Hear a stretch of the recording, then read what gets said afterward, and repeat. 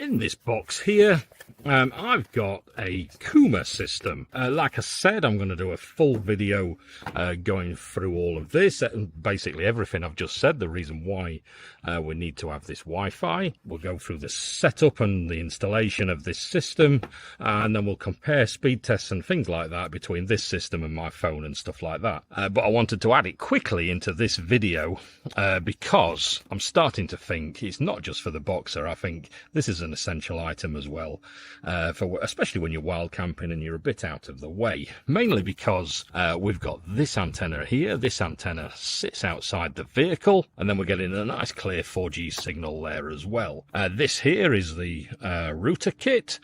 This router kit takes a SIM card. This will give us our Wi-Fi out to the van as well. For anybody UK based like me, the good thing about KUMA is they are UK based.